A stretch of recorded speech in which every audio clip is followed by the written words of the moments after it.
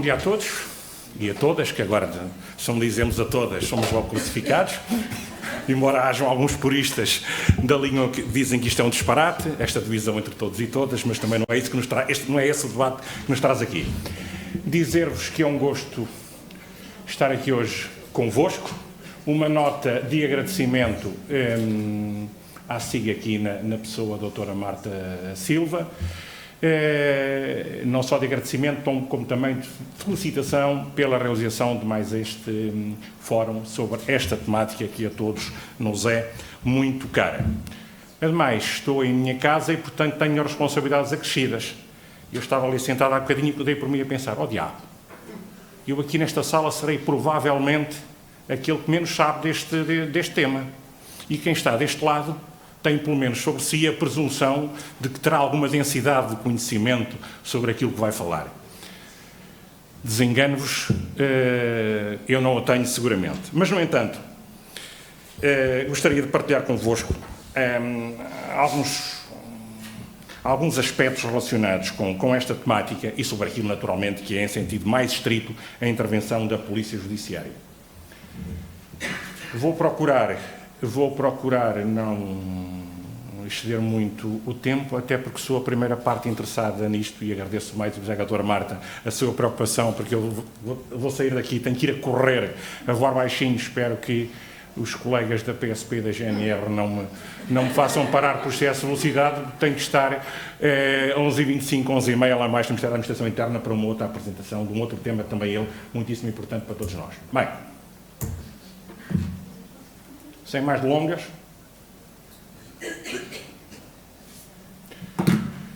não se assustem, prometo não ser muito maçador aqui com os conceitos, que é só para nos situarmos e, sobretudo, não vos vou amassar a ler isto, mas na segunda parte, a propósito desta polissemia de conceitos, eu resolvi introduzir esta parte porque pelo conceito homicídio nas relações de intimidade, que é, enfim, um conceito mais moderno, está muito em voga, e a propósito disto, e depois, para quem for mais atento, vê logo a fonte em baixo, estudo de homicídios nas relações de intimidade, foi um estudo feito pela Polícia Judiciária, pela nossa unidade de informação, mais concretamente, há algum tempo atrás, sobre precisamente esta temática, entre os anos, período temporal entre 2014 e 2019, e resolveu chamar estudo de homicídios nas relações de intimidade.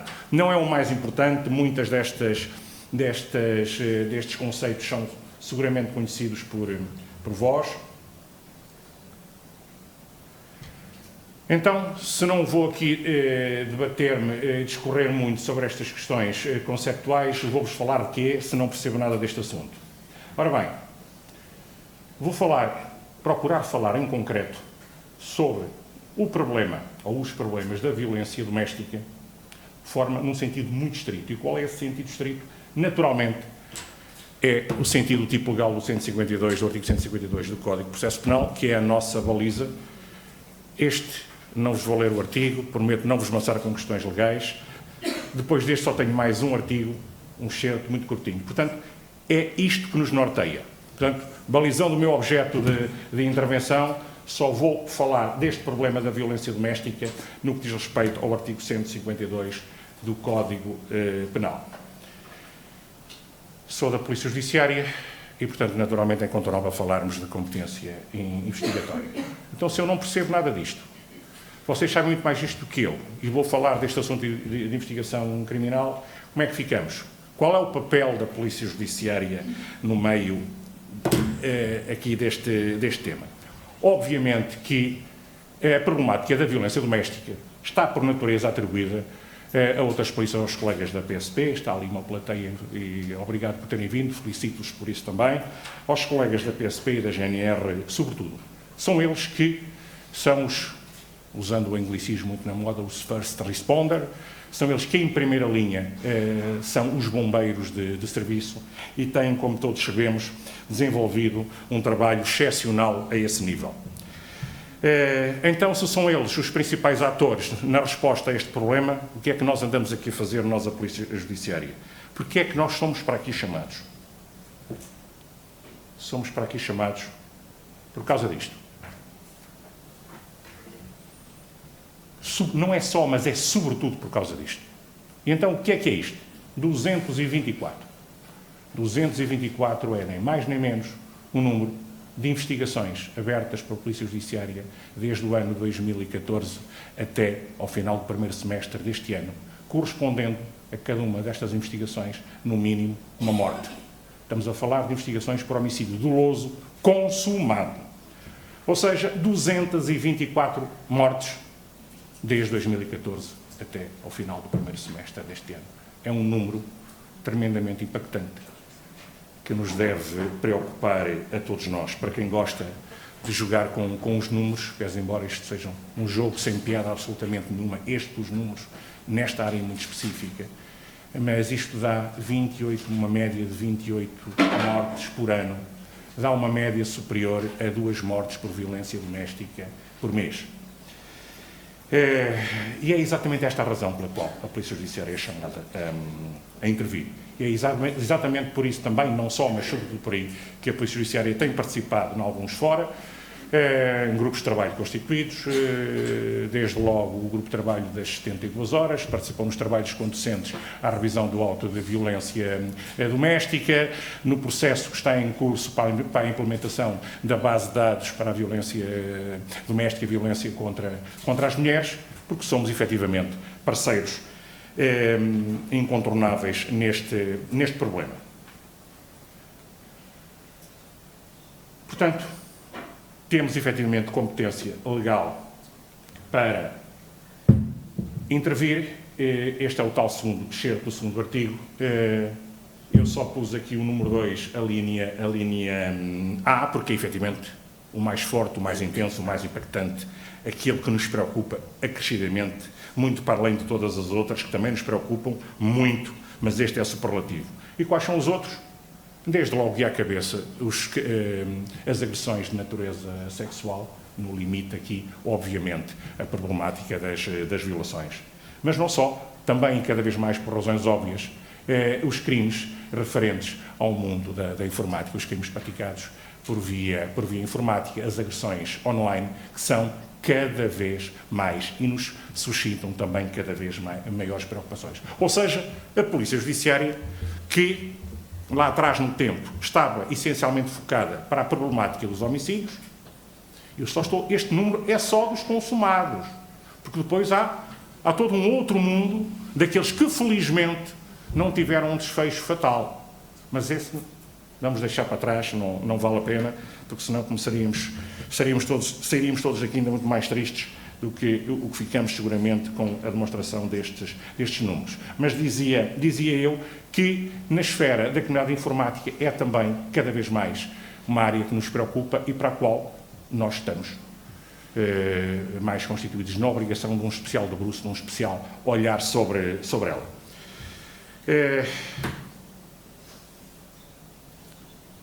Porque o tempo não dá tréguas. Este slide tem como título "Para lá dos primeiros muros da VD". E porquê os primeiros muros da VD? A tal queda no buraco sem retorno e depois este sinal que nos preocupa a todos. Porque a violência doméstica, como todos sabemos, é aquela coisa, o bate, o agride fisicamente, verbalmente, etc. E quando anda por aí, nesses territórios, já é altamente chocante. O problema é quando avança para além daquilo que eu designei os primeiros muros da VD,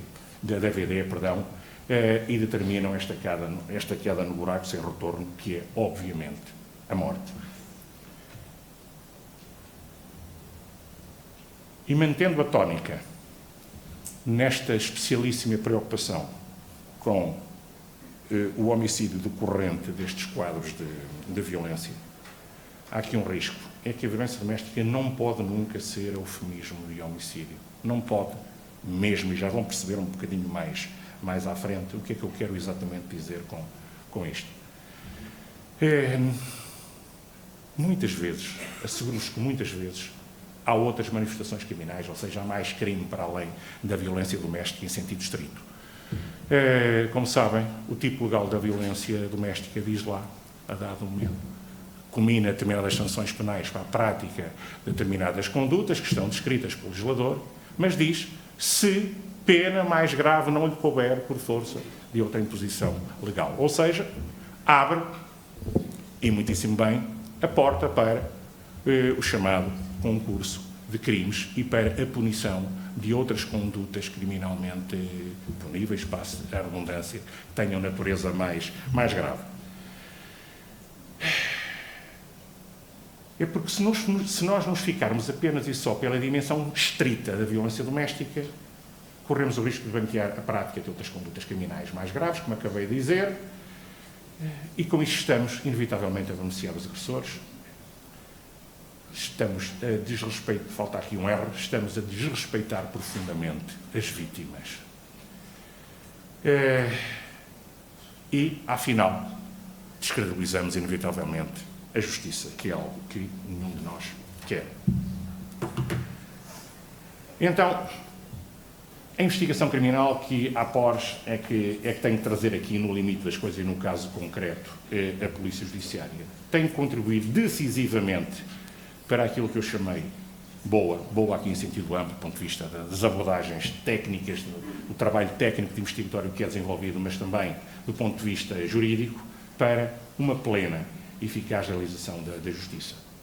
E para a realização da justiça, essa intervenção ao nível da investigação criminal de qualidade é também ele tributo para a memória da vítima e é um sinal inequívoco, deve ser um sinal, ou pode ser entendido também como um sinal inequívoco de respeito. E também, porque não, dizer de alguma forma reparação, aqui a reparação mais no sentido de mitigar do que verdadeiramente reparar, porque há dores que não se reparam nunca, para os familiares e amigos, porque também eles são vítimas. Porque a violência doméstica, como todos sabemos, não tem só a vítima que sofre a agressão física ou psicológica, agride todo um núcleo de pessoas mais ou menos alargado, desde logo a família e os amigos. Tem, obviamente, incontornáveis benefícios ao nível da prevenção especial, ou seja, no que diz respeito aos agressores, e também, do ponto de vista geral, porque serve aqui de elemento dissuasor para estas práticas. Afinal, dá um sinal acrescido de maior tranquilidade, de maior paz social.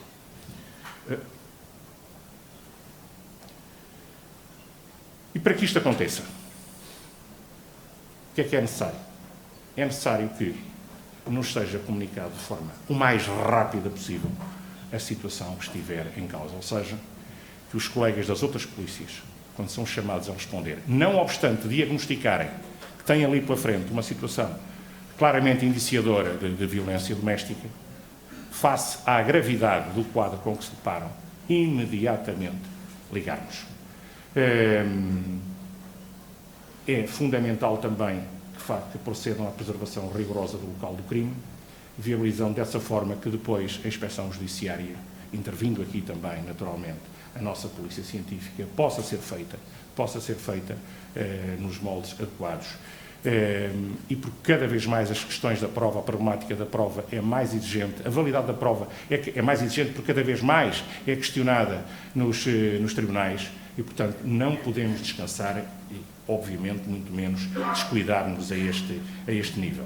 E, portanto, sempre que, não obstante haver, e reforço isto, não me levem a mal, porque temos vindo, ao longo dos anos, a diagnosticar esta entropia, digamos assim, as situações chegam-nos tardiamente, não todas, naturalmente, mas algumas chegam muito tardiamente e são, por essa via, inviabilizadoras depois de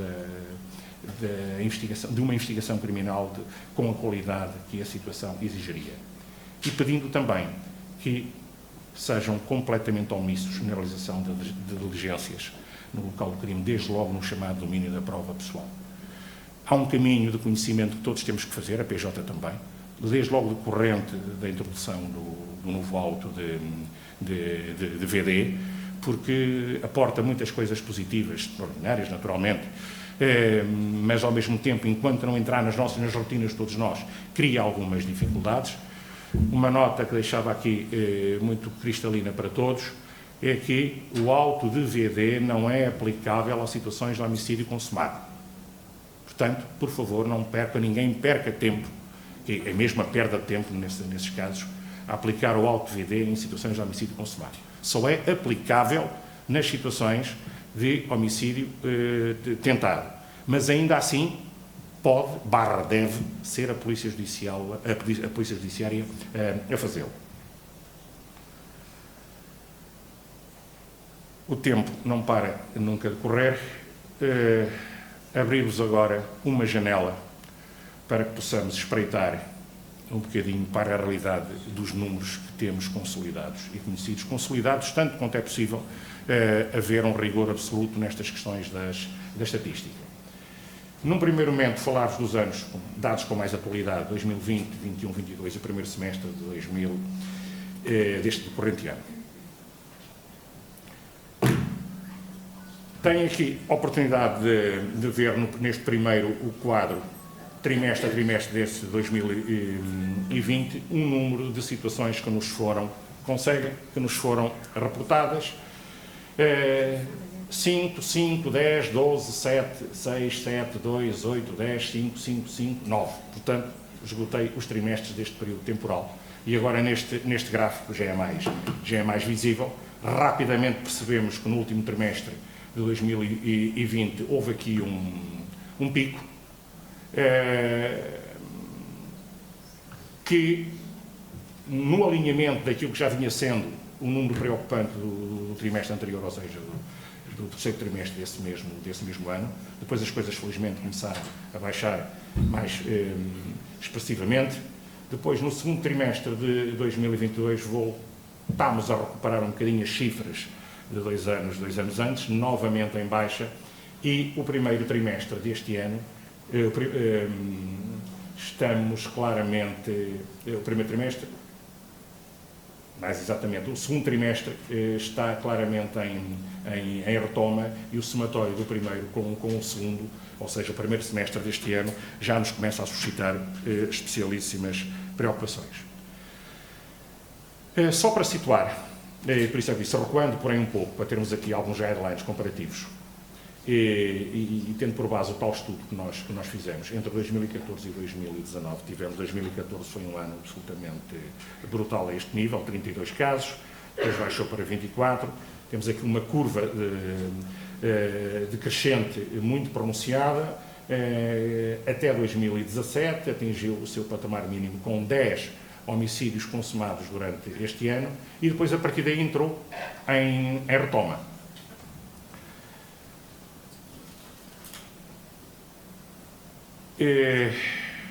As comparações ajudam-nos sempre a perceber melhor algumas coisas. Eu mostro já a totalidade dos dados deste slide.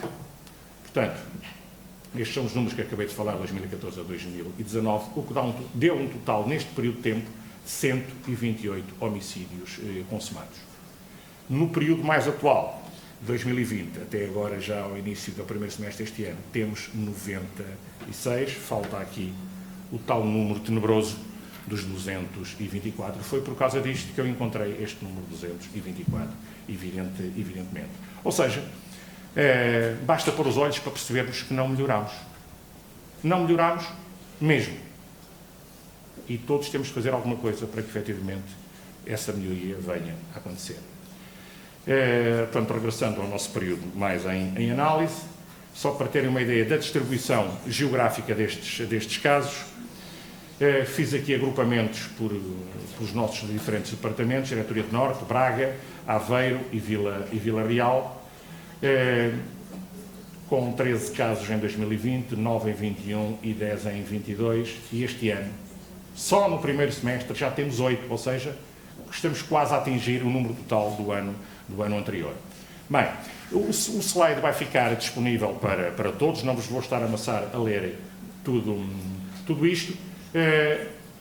Para quem gosta dos números e para que se enfatize aqui, fique bem evidenciado, pelo menos, que estas diferenças, esta distribuição geográfica pelo país, é notório e manifesto que há uma especial prevalência neste período temporal, 2020 para cá, na zona norte do país. Norte aqui em sentido amplo, Porto, Braga, começar desde logo em Aveiro, indo de baixo para cima, e também o interior transmontano, com Vila Real e interior transmontano, porque o nosso departamento de Vila Real, efetivamente, tem competência territorial para toda a zona de Trás-os-Montes, sobretudo o Nordeste transmontano.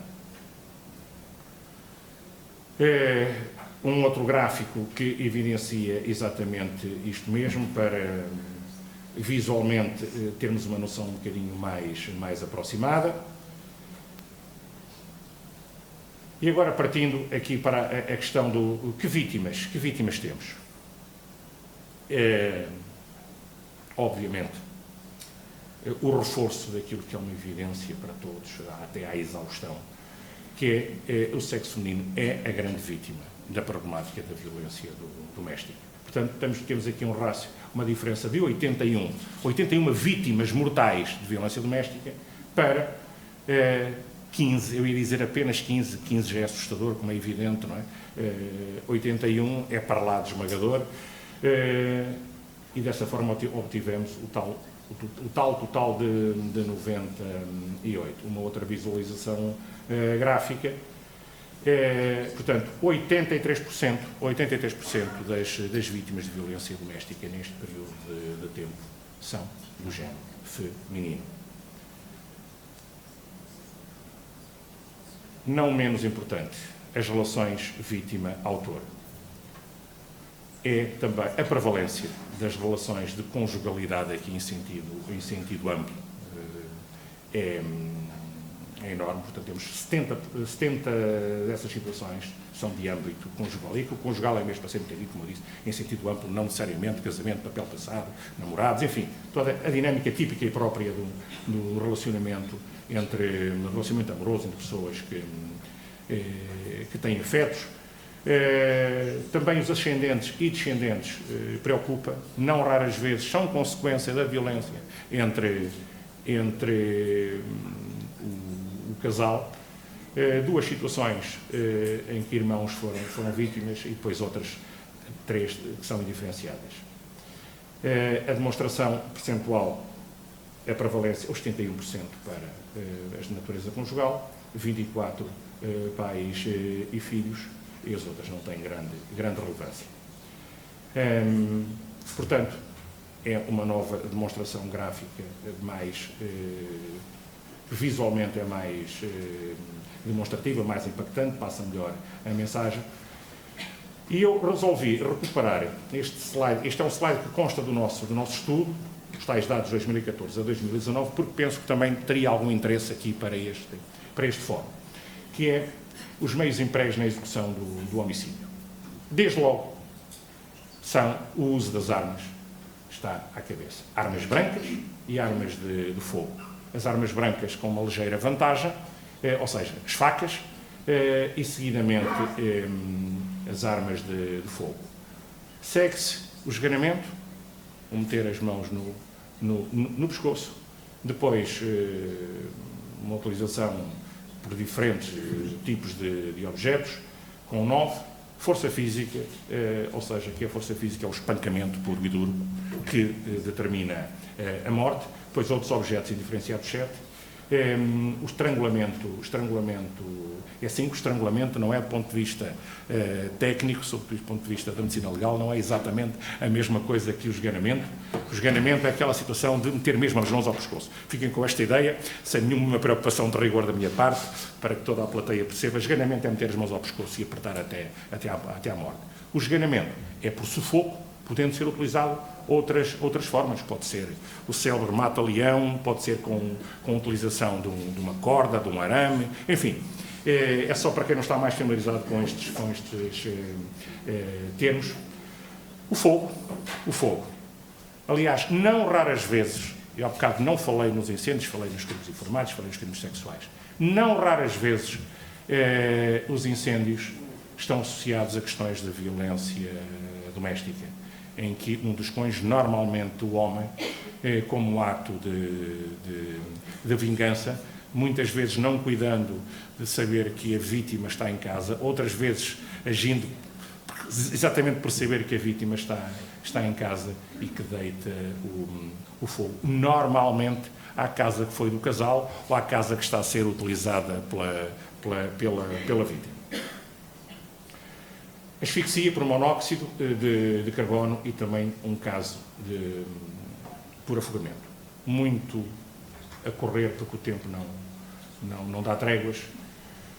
Temos identificado até pelo estudo que fizemos, e não é só do nosso trabalho, é também da literatura que fomos fazendo, este conjunto de fatores de risco, ameaças, ou seja, aqueles quadros típicos de ameaças que se vão fazendo, eu acabo contigo, eu faço isto ou aquilo, antecedentes policiais, não raras vezes também questões de antecedentes psiquiátricos associados.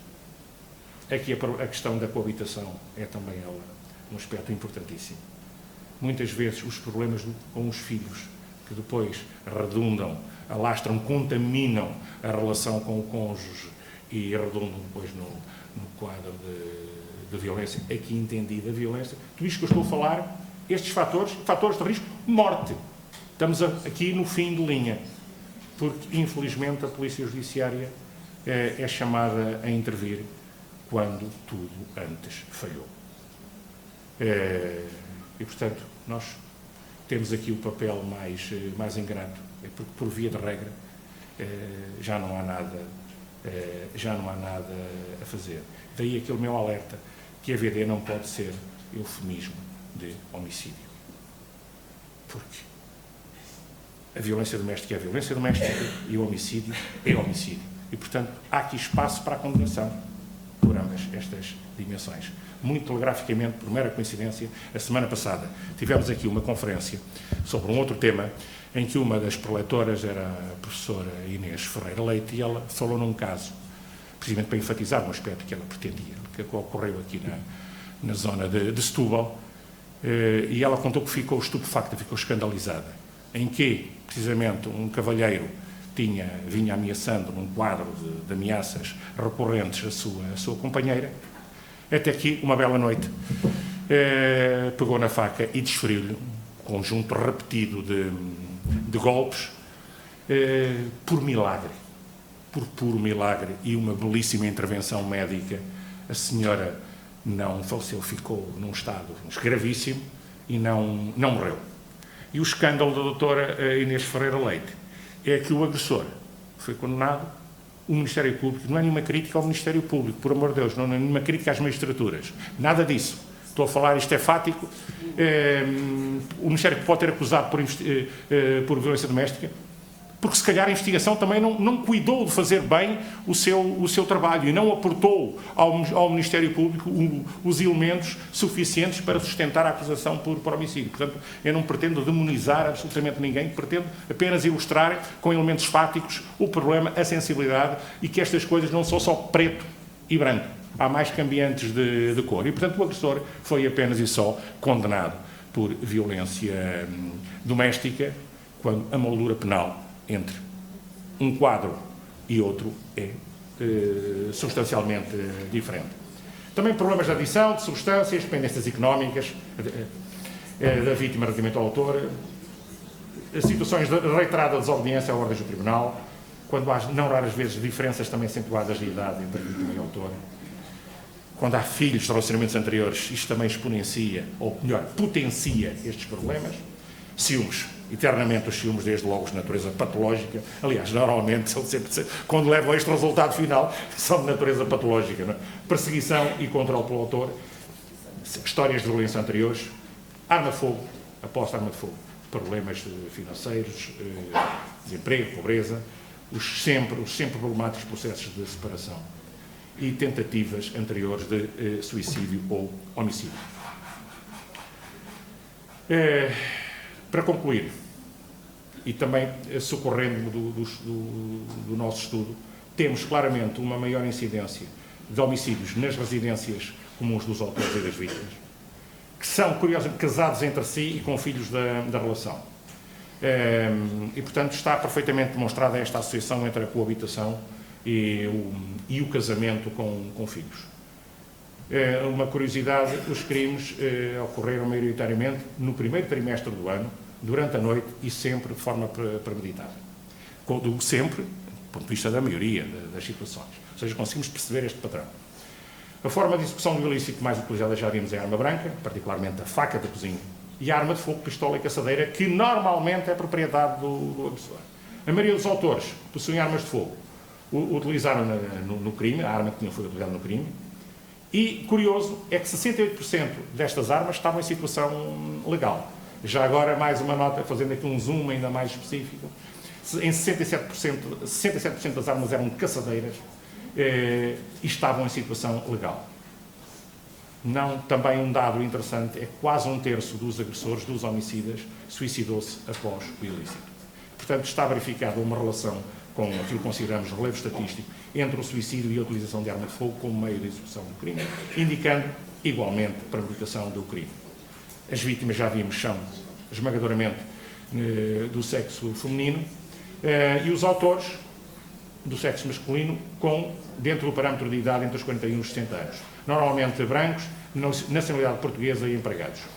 Também registramos aqui uma prevalência expressiva com o quadro de ciúmes, tal qual como vimos nos fatores de risco, quadros de perseguição, de controle, muito mais intenso nos agressores masculinos e associado a quadros de violência que vai sendo reiterada. 41% dos casos, que já estatisticamente também tem algum relevo, havia registro de antecedentes policiais destes mesmos autores. Ainda que o crime de violência doméstica corresponda a menos de um terço. E a quase totalidade deles não tem registro de desobediência a ordens que tenham sido emanadas do Tribunal.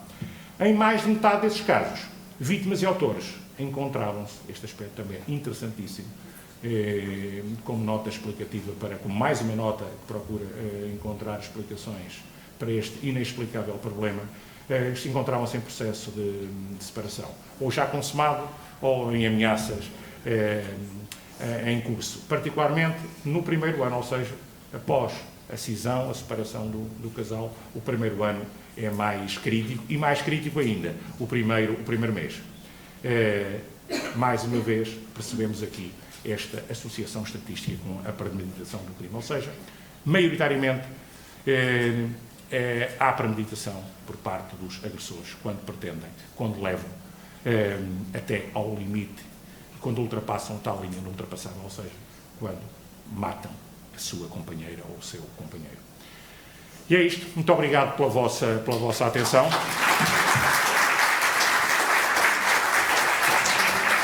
Agradecemos a interessante intervenção, Sr. Diretor. Convidamos as pessoas presentes a colocarem as suas questões sobre a intervenção da Polícia Judiciária no crime de violência doméstica. Telegraficamente é isso que eu pedi, porque eu peço, eu não tenho autoridade moral nenhuma porque fiz aquilo que lhes estou a pedir agora para fazerem. Mas também os exorbitei pelo respeito que devo a todos vós e gostava muito de partilhar convosco estes dados que são inequívocos. Estão muito para além da opinião, estão muito para além do achismo. Falam por si. Bom dia, eu sou magistrada do Ministério Público. Eu percebi logo pela sua expressão. Imagino que sim. Eu só queria dar a nota, e peço desculpa da minha discordância, entre fazermos uma separação entre o crime de homicídio em contexto de violência doméstica e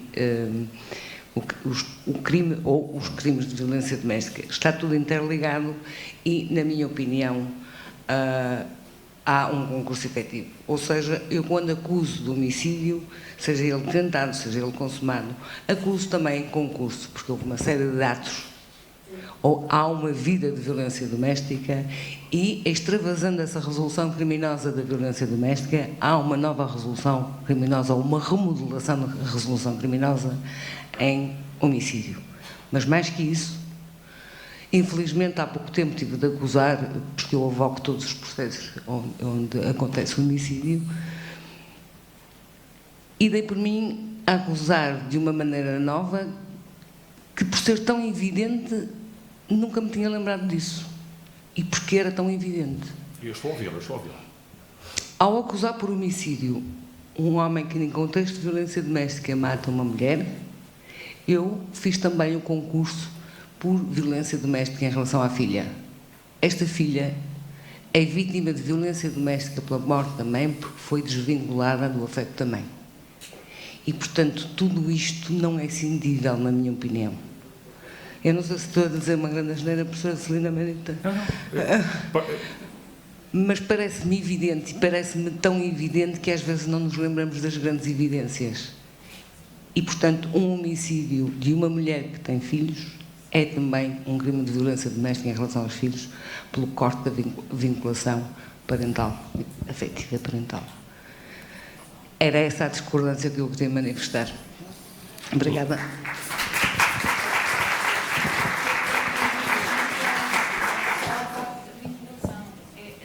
Brincando um pouco, deixou de ter causa de reclamação. Eu peço desculpa, doutor, mas diga. Eu estava a dizer, diria que não é só pelo corte da vinculação, é pelo todo o processo que esta criança viveu e vivenciou durante todo aquele período de violência. Portanto, há a crescer a isso. Portanto, estou perfeitamente de acordo. Brincava eu. Eu estava a falar do homicídio em si. Brincava eu que deixou de ter causa de reclamação porque eu assino por baixo tudo aquilo que acabou de dizer. Se calhar eu expressei-me mal. O que eu defendo é exatamente isso. Eu pus a tónica no homicídio, mas não excluindo nunca, sublinho o nunca, a dimensão da violência doméstica em sentido estrito para a vítima que morreu e depois para o agregado familiar e para as pessoas que lhe estão próximas, dependendo depois dos concretos contornos do caso que estiverem em causa. Se calhar na minha preocupação de enfatizar a existência de mais mundo para além da violência, a existência de violência doméstica em sentido estrito, tal qual nós, como normalmente, com umas aspas muito grandes, a configuramos. Não é excludente, muito pelo contrário. Tem sempre que acrescentar algo mais. É sempre a fazer a adição e nunca a subtração. Senão o meu discurso era conducente ao absurdo. Senão não me podia preocupar com as vítimas, não podia preocupar com o benefício aportado aos agressores, naturalmente. Está resolvido. Ainda bem que estamos de acordo. Não sei, mais uma pergunta para depois eu fugir. Estou. Já meti uma cunha para não me multarem. Posso? Bom dia. Olá, bom dia. Meu nome é Elizabeth Brasil. Eu gostaria de lhe agradecer a sua comunicação e o que traz ao debate. Gostaria também de colocar o seguinte. Que estratégias preventivas, na sua opinião, poderiam vir ajudar a diminuir estes números tão dramáticos? Percebemos que há algures estamos a falhar, não é? Os números são de tal dramatismo e nós não temos sido capazes de fazer uma prevenção não só geral, mas também específica a estes crimes. Eu creio mesmo, no meu entender, que a violência doméstica deveria ser considerada como um crime contra a humanidade. Estamos a falar de algo muito grave e que não se passa só aqui, não é uma coisa do nosso quintal, é uma coisa do mundo e de forma transversal, que atinge, como disse e bem, de forma desproporcional as mulheres, pelo simples facto de serem mulheres, desde logo. Falamos de terrorismo íntimo e falamos de um terço, como disse, dos femicídios em contexto de violência doméstica prévia e, portanto, estamos a falar de contextos de terrorismo íntimo, prolongados no tempo, e não fomos capazes de evitar estas mortes. Dizer só uma chega, porque a minha questão é sobre as estratégias preventivas. De qualquer forma, nós temos esquecido das crianças. Falamos há tempo demais dos filhos e das filhas da violência doméstica e não temos sido capazes de lhes dar a atenção devida, nem antes, mas também não depois. E eu acho que essa é uma exigência do sistema e que, embora prevista em políticas públicas, nós não temos sido também capazes de fazer isso. E, portanto, deixar uma vez mais esta questão. aquilo que percebemos é que as crianças, no dia seguinte, nesse dia, no dia seguinte e por aí fora, nos dias próximos, são apoiadas, mas que depois há um vazio. E esse vazio cabe-nos a nós colmatar e cabe-nos a nós, que estamos numa sociedade que diz que defende as crianças e que as crianças têm o valor supremo de fazer mais por elas e de tornar mais concretizável estas palavras que muitas vezes são vãs. Muito obrigada. Eu que agradeço. Procurando responder objetivamente à questão que colocou, é a pergunta para $1 milhão. Eu gostava muito de lhe poder dar as respostas, porque aquilo que a preocupa é aquilo que preocupa a todos nós, mas uma forma de se fazer esse caminho, de procurar não resolver, porque não sejamos ingênuos, não é? Seria a utopia é uma coisa que todos nós gostaríamos muito de lá chegar, mas quando lá chegássemos, ela passaria a ser outra coisa e nós deixaríamos de ter a nossa cenourinha para continuarmos a fazer o caminho. O que importa aqui é mitigar, reduzir intensamente estes números. E sim, isso é possível, eu acredito plenamente, de forma muito convicta que é possível. Desde logo, estarmos aqui. Este é um dos caminhos. É evidente que não vai lá só com palavras. Utilizando a sua expressão, são palavras vãs. Não, esperemos que não sejam vãs.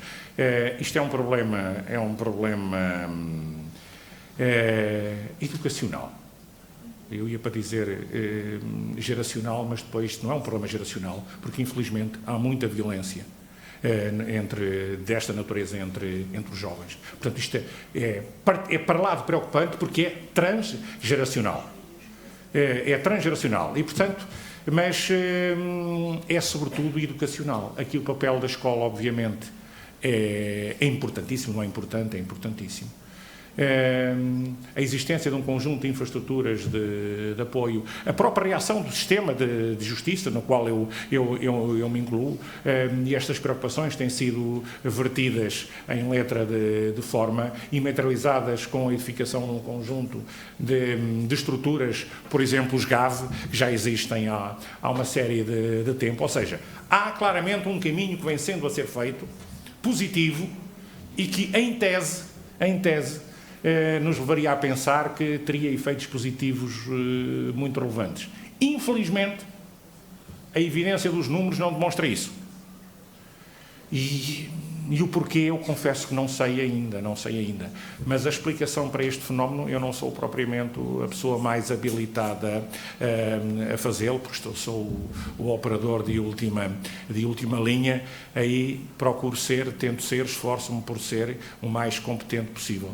Já não venho resolver nada, mas pelo menos procuraremos, quando falo eu, não é o meu eu, é um eu coletivo da minha instituição, naturalmente, procurar devolver na medida do possível alguma reparação, alguma tranquilidade para que quem cá fica, desde logo os familiares, não raras vezes os filhos, consigam ter condições para ter uma vida o mais normal possível. Portanto, isto vai lá, é de forma muito ampla, muito transversal, com a intervenção de um conjunto muito alargado de entidades, com as polícias, naturalmente, as polícias de proximidade, têm aqui, como eu já disse no princípio, enfatizei, o extraordinário, têm desenvolvido um papel extraordinário e continuarão seguramente a desenvolvê-lo. Sei que têm apostado cada vez mais na formação específica nesta área, o que os capacita para desenvolverem cada vez mais esse trabalho de qualidade e que podem, do ponto de vista, sobretudo, preventivo, evitar que isto suceda. Quando estiver em vigor a tal base de dados da violência doméstica e a violência contra as mulheres, talvez tenhamos aí instrumentos mais objetivos que nos permitam fazer um diagnóstico atempado de situações de risco para depois podermos intervir de forma adequada no sentido de evitar este desfecho fatal. Muito obrigado a todos.